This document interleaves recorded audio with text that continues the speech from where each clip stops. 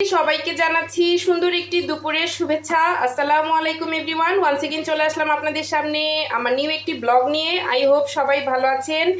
আজকের রেসিপিতে রান্না হচ্ছে ভিউয়ার্স, আমি শেয়ার করছি আপনাদের সাথে পাট শাক ভাজি।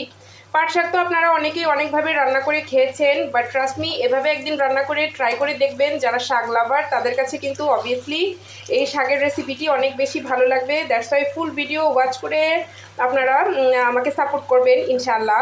তো ভিউয়ার্স, এখানে পাট শাকগুলোকে ফার্স্টে আমি আস্তে আস্তে পাতাগুলোকেই ভালোভাবে ধুয়ে ক্লিন করে দেন গরম তেলে, ফ্রাই প্যানের মধ্যে গরম তেলে পেঁয়াজ কুচি, রসুন কুচি, হলুদ গুঁড়ো সামান্য সামান্য, ধনিয়া গুঁড়ো অ্যান্ড পরিমাণ মতো লবণ দিয়ে একটু ভাজা ভাজা করে দেন শাকের পাতাগুলো অ্যাড করে দিয়ে নাড়াচাড়া দিয়ে নিয়েছি। এখন শাক থেকে যে পানিটা বের হচ্ছে এই পানি দিয়েই শাক সেদ্ধ হয়ে যাবে। দেন শাক রান্না হওয়ার পরে দুটি কাঁচামরিচ ফালি করে দিয়ে দেন নামিয়ে নিব।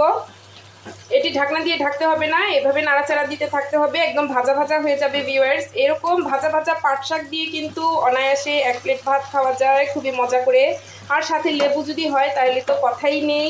আপনারা যারা শাক লাভার বাট বাসায় এখনও এভাবে শাক ট্রাই করেননি, আপনারা অবশ্যই এভাবে ট্রাই করে দেখবেন। আমার রেসিপিটি ভালো লাগলে লাইক কমেন্ট শেয়ার করে পাশে থাকবেন।